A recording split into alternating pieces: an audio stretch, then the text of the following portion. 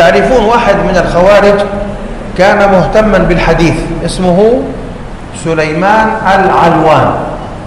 يولد عبد العزيز الطريفي، هذا خارجي أيضا، ولكن يولد آخر مشهور عند السروريين اسمه سليمان بن ناصر العلوان.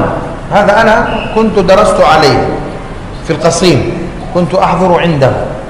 سليمان بن ناصر العلوان هذا كان لا يصلي في مسجد رسول الله صلى الله عليه وسلم. لماذا؟ فيه قبر.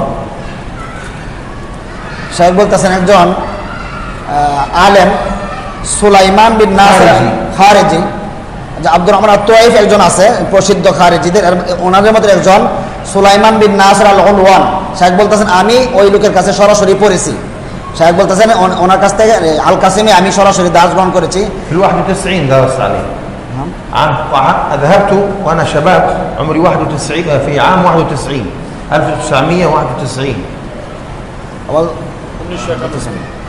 1991 সালে শাইখ বলেন আমি যখন যুবক ছিলাম তখন ওই আল কাসেম এই অঞ্চলে সুলাইমান বিন নাসির আল-উলওয়ানি তার কাছে আমি ইলম শিক্ষা অর্জন করার জন্য গিয়েছিলাম। এই ব্যক্তি মসজিদের নববীতে সালাত আদায় করতো না। কেন? বলে যে রাসূল সাল্লাল্লাহু আলাইহি ওয়াসাল্লামের কবর আছে এখানে সালাত পড়া জায়েজ নেই। ودرسنا شيخ ذكرته لكم من قبل اسمه منصور السماري. منصور السماري هذا ما كان يبطل الصلاة في المسجد النبوي، ولكن يبطل صلاة كل من صلى خلف القبر ولو وصلت الصفوف إلى الأردن. يقول الذي يصلي خلف القبر من المسجد النبوي كله باطل داخل المسجد. إذا كان داخل المسجد أو يأتم بالمسجد النبوي أي شخص يصلي خلف قبر النبي في الصف الذي في الخلف، في الصف صفوف صلاة، يقول أي شخص يصلي يكون في القبلة قبر النبي صلى الله عليه وسلم، حجرة النبي، حجرة عائشة، يقول صلاته إيش؟ باطلة. وهذا من البدع، وهذا الذي قاله بدعة لم يسبق إليها. نعم.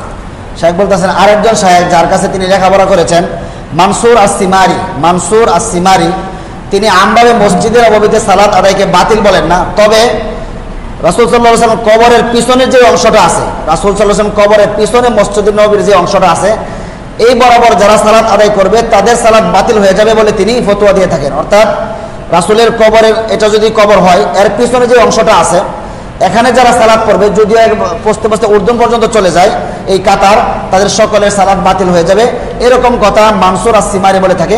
তার এই কথাটা বিদআত, এই বক্তব্য দেওয়াটা হলো বিদআত।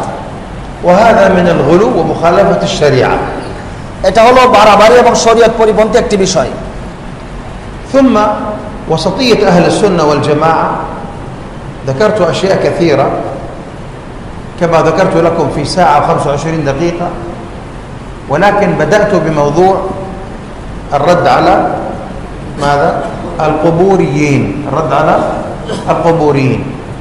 من أهم خصائص أهل السنة والجماعة الوسطية، أنهم أهل توسط واعتدال، ليسوا بأهل غلو ولا بأهل جفاء وتساهل، لا إفراط ولا تفريط، لا إفراط ولا تفريط.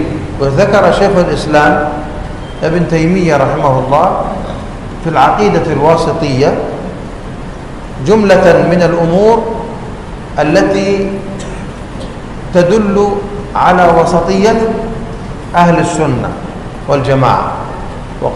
وكتب الدكتور محمد باكرين با عبد الله من الجامعة الإسلامية أحد الدكاترة السلفيين رسالة دكتوراه وسطية أهل السنة.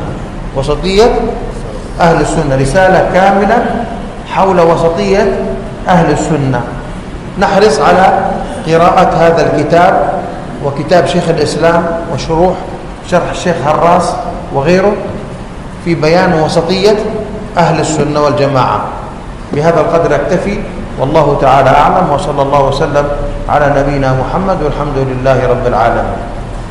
শাইখ বলতেছেন আমরা এই 2 দিন পূর্বের সম্মেলনে নরসিংদীতে যেই আলোচনা করছিলাম 1 ঘন্টা 25 মিনিটের মতন।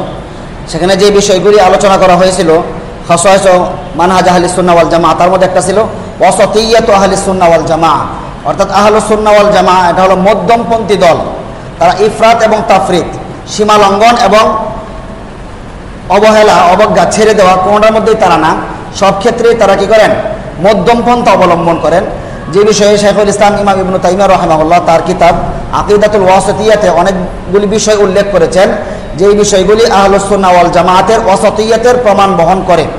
শেখ বলতেছেন ডক্টর বা কারিম অথবা ডক্টর বা আব্দুল্লাহ জামিয়া ইসলামের একজন ডক্টর, তিনি পিএইচডি যেই থিসিসটা লিখেছিলেন, যেই গবেষণা রিসালা তিনি পেশ করেছিলেন, তার নাম ছিল ওয়াসিয়াতু আহলিস সুন্নাহ ওয়াল জামাআহ, অর্থাৎ আহলুস সুন্নাহ ওয়াল জামাআতের মধ্যম পন্থার যে সমস্ত আকীদা রয়েছে বা উসুল রয়েছে সেগুলি নিয়ে পরিপূর্ণ একটি রিসালা তিনি পেশ করেছেন। শাইখ বলতেছেন আমরা হয়তো মাহাদুল আলীতে এই বিষয়টা নিয়ে আমরা অধ্যয়ন করব এবং শরহুল আকীদা ওয়াসিতিয়ার খলিল হাররাসের যেই এই সরাডবে সেটা আমরা পড়বো এই বিষয়ে বিস্তারিত জ্ঞান অর্জনের জন্য। হাদা ওয়া সাল্লাল্লাহু আলা নবিয়িনা মুহাম্মদ ওয়া আলা আলিহি ওয়া সাহবিহি আজমাইন।